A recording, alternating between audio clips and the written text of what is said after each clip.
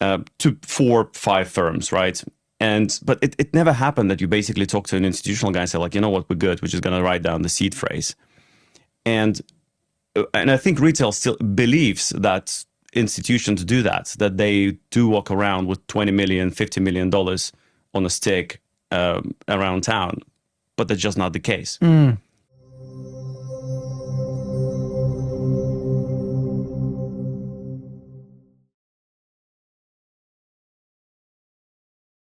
Alrighty, what is going on, everybody? Welcome back to another CYPRX video breakdown. I wanted to make a YouTube video, but I know that my YouTube video backlog isn't going to upload this particular video for like another 5 or 6 days. So I wanted to get some of this juicy information shared inside the private CYPRX research chat on Canton and the Bron wallet out to you guys before the masses. So I wanted to make sure that I had some time today to just get this out in light of the beautiful buy delta held pattern that we've had on Canton on the hourly time frame, slightly above the 12,257 institutional dark pool that Scalper had recently given us. We've seen a very nice recovery on Canton. So the question now remains, can this sustainably hold above the next dark pool at 13,480 and possibly overcome the 15,898 in the coming days ahead?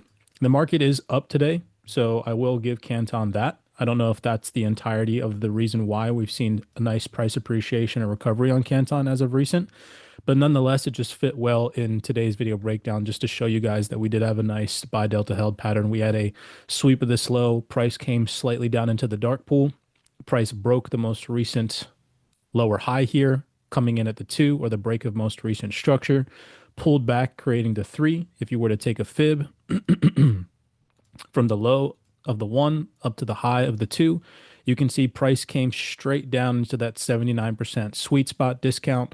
The way that I set my fib up for you guys and try to teach you guys how I utilize the fib just comes in perfect for institutional order flow here, as we know that they like to buy in at that discounted price, right? So beautiful price action on Canton as of recent, and as of more recent, the rewards have been printing. I've now successfully made over $300 in Canton rewards since joining this rewards program. So with that in mind, I wanted to just go over a series of highlights, just two. I'm not going to play everything that I found in this 44-minute podcast with the CEO of Bron, but just some really good things that kind of made me confident in the Bron wallet. If you guys have not watched this was shared inside the private CYPRX Discord. You guys should go check it out, put it on 1.75 speed, get through it. This dude says a lot of phenomenal things here. There was also a lot of updated research on the Bron wallet shared from Osmar as of recent in the chat. You guys should also check that out as well. That's going to take us down the rabbit hole on some announcements surrounding yield generation on Canton Network, surrounding Bitcoin. I want to dive into that and just play some video clips. Then that'll transition us over into this notion on banks are finally admitting and large market participants are admitting that this wait and see mode or sitting on the sidelines era is done for. It's over. And we are starting to transition into this era of real utility and use case. And Canton is at the forefront of this. So that's going to take us down the rabbit hole of the couple of other tabs that I have open for you guys. Regulated players positioning themselves on Canton Network, playing some more video clips for you guys, and then thoroughly going over in part 2, because I'm going to break this down in 2 parts to upload it to YouTube. It's almost as if the entire crypto community thinks that this recent announcement surrounding BNY Mellon is like being built with Ripple. And I want to really make this clear for you guys to show you kind of like what the masses are thinking right now, but then how this is actually being built out in a responsible way involving Canton Network as the infrastructure, via this BNY announcement that both involves Ripple and Canton. And I wrote down this 3-prong thread for you guys. And, you know, of course, as always, going into the CYPRX Discord and researching this stuff, all the documents are there showing you all how this is actually being built out on Canton. And so I want to just break that down as well today. And then I want to get into some other interesting things surrounding this Lloyd's announcement that just recently took place, and then we'll finish it up by playing the Digital Asset Summit 2025 London conference that took place with Yuval Ruse. There was another gentleman, Peter Left and Serene Murphy. Serene Murphy comes from TradeWeb, and Peter Left comes from um, Lloyd's Bank, right? So we'll get into that to wrap up the video breakdown. This was also a good watch. I shared it for you guys. This one's only 20 minutes, but nonetheless, let's jump in. So first, since we're obviously, of course, on the topic of Bron Wallet earning Canton rewards, let's head over to listen to some things that the Bron Wallet CEO, Dmitry Tokarov, said in this panel discussion from just a couple days ago at the GSR podcast. I'll subscribe to them, give them a thumbs up on this video. This was uploaded only 2 months ago, has 697 views, and at roughly around 2 minutes and 45 seconds, he goes on to talk about institutional custody and how institutions are not writing seed phrases down, right? They're not storing large crypto purchases and holdings on, like a ledger device or whatever the case may be, and they're sure as heck not writing down 12-word seed phrases. And it just kind of puts things into perspective surrounding why he transferred from being the CEO of Copper over to creating his own thing and creating this Bron wallet for both institutional investors, but then also giving retail investors the same equal access to store their crypto in the likes of an institutional playing field, right? So just take a second here and listen to what Dimitri says. Less being on a Copper side towards more TradFi and started sort of having less DeFi features. So I started looking around as to what's possible out there for individuals. Like, what do individuals are using? Because all my crypto has been at Copper for the last 8 years. And what I found is that there is a massive gap to how large guys, institutions are handling their digital assets versus what retail is doing these days. And that was quite interesting because on the institutional side, when we talk about institutions, we're talking about hedge funds, VCs, foundations, governments, and so on and so forth. None of these guys writing down seed phrases. Like, that's just not a thing. And in the last 8 years, I lost maybe, I don't know, maybe 50% of the deals that came through the door at Copper, and I lost it generally. I thought you were going to say 50% of your money. No, I was going to say cut from the same cloth. No. I mean, on that side, there has been definitely some volatility, but I'm talking about just generally as a business, 4-5 firms, right? But it never happened that you basically talk to an institutional guy and say, like, you know what, we're good. We're just going to write down the seed phrase. And I think retail still believes that institutions do that they do walk around with $20 million, $50 million on a stick around town, but that's just not the case. And that sort of triggered thinking about why not make this technology available to individuals, to a wider market. Ultimately, it's tech, right? It's possible. So that's where an idea of Bron started emerging. And then with regards to Copper, I think it was 29th of April where we had a strategy day. So I just wanted to play that clip real fast because first off, we have the Bron token, and we just discovered inside the community that the Bron token value goes up and with the user base as more people create accounts on the Bron wallet, right? And so right now, I feel like we're really in this transition phase where a lot of the retail participants that have involved themselves with crypto over the years is about to experience this awakening where everything that we've been doing, everything that we've been led to believe, the crypto research and previous blockchains that we've been focused on, a lot of things are starting to just surface, and sentiment is really starting to pick up and shift, and people are starting to wake up. And I feel like how people store their crypto is going to be one of those shifts where this guy is absolutely right. Like, if I could have my entire crypto career saved myself from storing my crypto in a cold storage wallet and having to protect this seed phrase the entire, life cycle of my crypto investment career so far, I would have totally chosen a wallet that's secure, safe, efficient, and effective, where I didn't have to take the steps to write down a seed phrase and protect that as well as my cold storage wallet. And so, like this gentleman said, people are still walking around thinking that these institutions are storing 20, $50 million plus on a cold storage device, but in reality, they're not. And so Bron gives us that level playing field to securely store our crypto in kind of a cold storage environment, but without the hassle that cold storage comes with. Tangem kind of already did that in a way, but Bron Wallet nonetheless is just another avenue of approach to store your crypto safely and securely without going through the hassle that traditional cold storage wallets come with, seed phrase and this and that. Some people might still like that mechanism of security, but personally, I think it's a hassle, and I think it's just an extra risk, especially if you don't know how to do it properly, or you write something down incorrectly, or you lose that. It just sucks, right? So that was very interesting to kind of throw in this ideology behind this level playing field of retail and institutions operating in this DeFi crypto ecosystem on this level playing field, right?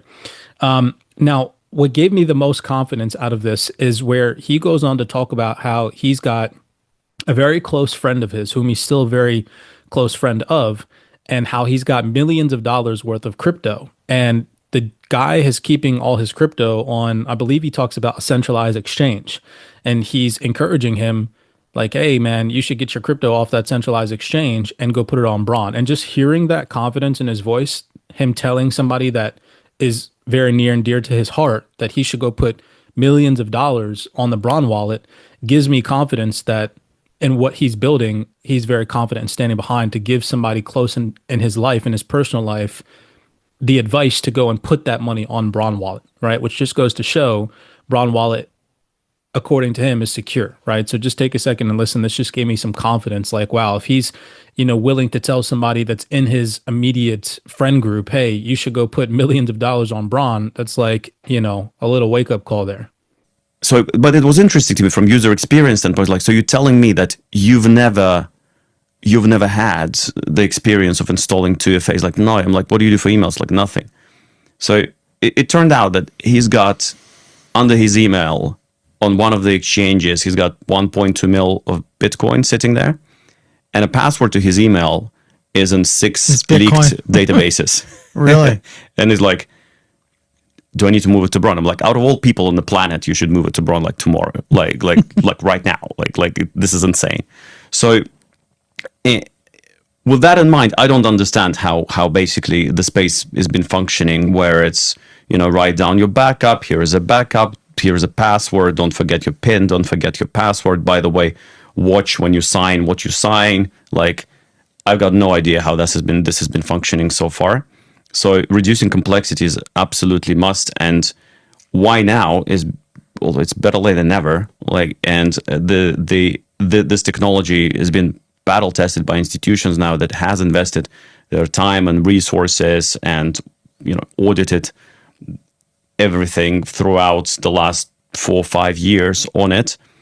It feels like it's the right time to bring it out. So there, that he was talking about his friend that has $1.2 million in Bitcoin sitting on these centralized exchanges, and he encouraged him to move it over to Bron, and then goes on to say that the technology has been battle tested by institutions, right? So I think it's important, like, to point out how he was saying how this guy had just passwords stored on, and it was on other databases, and I think it goes back to the point we said a couple months ago. It's like, people, clearly retail is not responsible enough to be their own bank.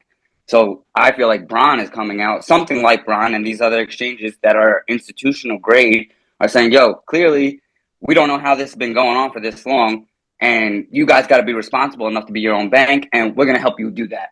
That's what it's coming off to me, No, 100%, couldn't agree more. And this is just continuing to scale. It's not just like this is random. This is actually happening, integrating with large organizations. Like, I'll just give another example. So let's continue. Like, BitSafe a week ago put this out. Bitcoin brings a predictable supply and verifiable ownership. And as I read through this, right, in the Well 28 Club and over the past 2 years, we know that institutions are for a fact going to start to want to provide yield on their digital assets. They're going to want to be liquidity providers. They're going to want to lend, borrow, post digital assets as collateral, stake, so on and so forth, right? They're going to want to put their assets to work. They don't just want to hold them in cold storage like retail investors and hodl for 10 plus years, right? That makes no sense to an institutional investor. So these solutions are starting to scale up, and it's not just on any random network. It's on Canton. It's on things like Bron infrastructure wallets like Bron, so on and so forth. So this reads, Canton Network brings the operational guarantees institutions actually need. Privacy, atomic settlement, composability. And that combination is why BitSafe chose Canton as the foundation for CBTC. It lets us preserve everything that makes Bitcoin Bitcoin while adding the privacy, finality, and composability required for real financial workflows. CBTC on Canton enhances Bitcoin's core assurances. Then if we come over here, 2 days ago, BitSafe posted this, a new standard for Bitcoin settlement. Together with Bron, we are enabling swaps that meet institutional expectations, privacy, verifiability, and security.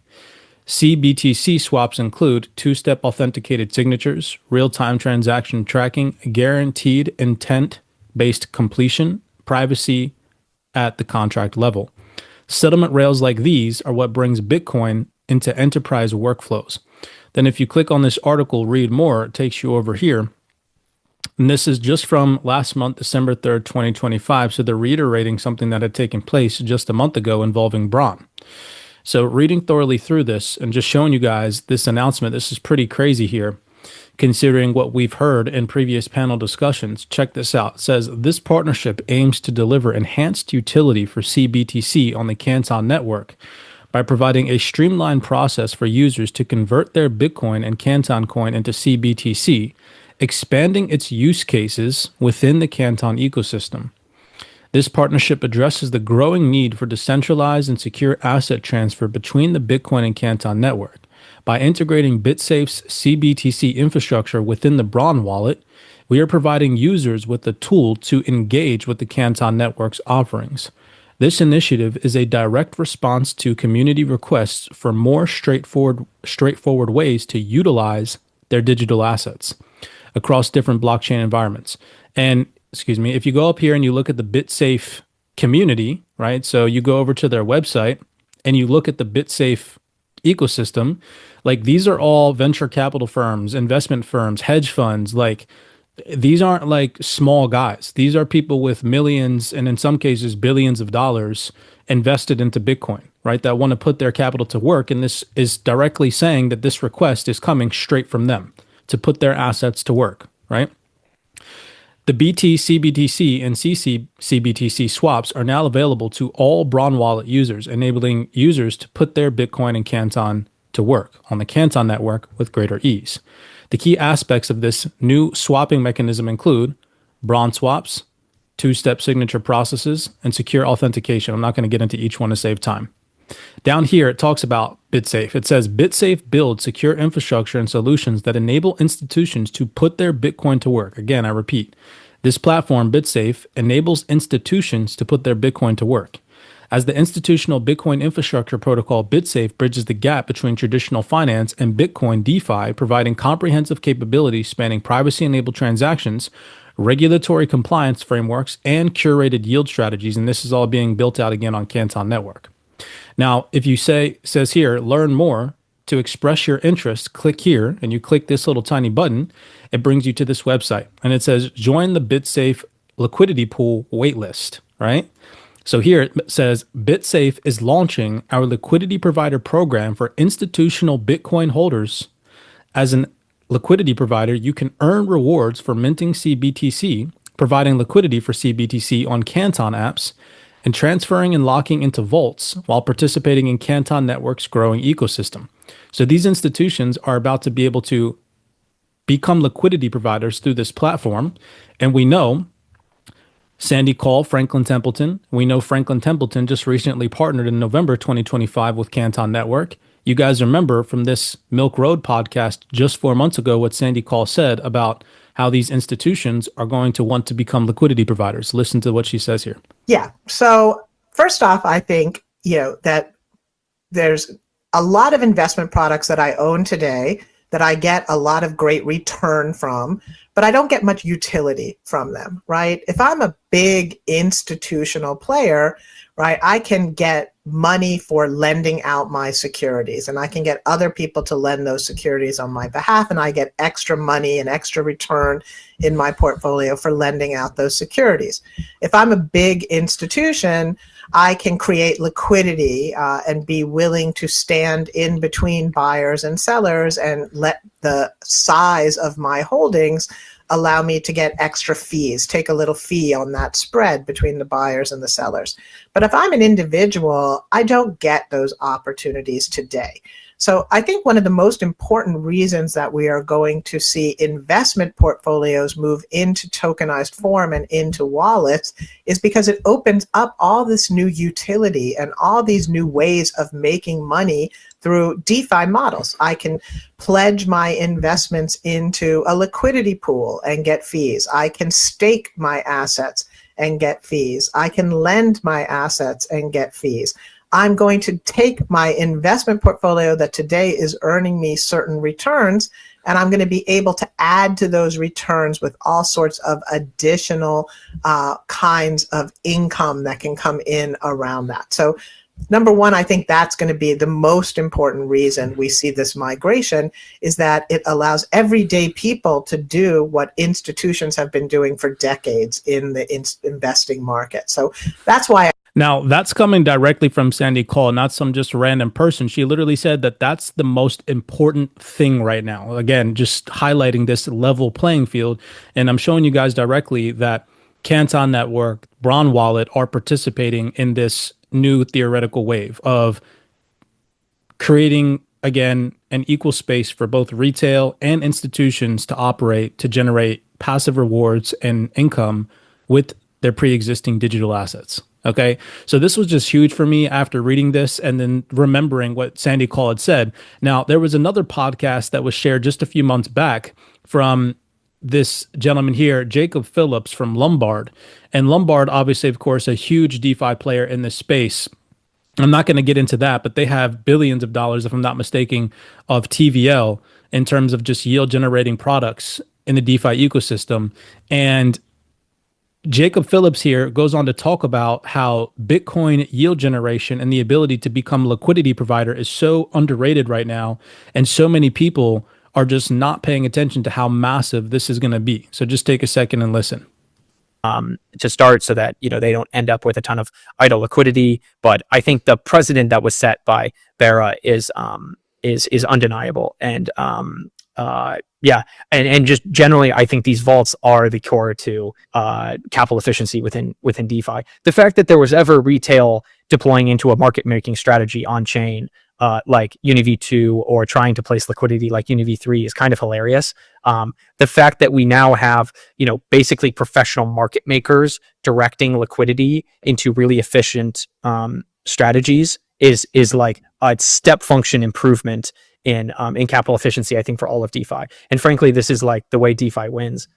It's kind of funny. It's like if I'm even like a big fund like Polychain, and I want to loan capital to a market maker to then let them run a market making strategy, we've got to go through this like massive docs process. There's only like a few funds who can actually do this, because the market makers aren't going to like take everyone seriously. They can't go through the docs process and KYC with just anyone. So the fact that we can now do this on chain and, spin up, like our Bearchain Boyko vault spun up $380 million of liquidity in like a month to be actively used on chain by a professional actor on the back end, that is like really, really impressive. I mean, that's how DeFi becomes much more liquid than CeFi. And I think people haven't fully priced that in. So he just said he doesn't think that people have fully priced in this ability for these institutions to participate in these vaults. And he's talking about these vaults and how they're going to be the thing that unlocks liquidity in DeFi.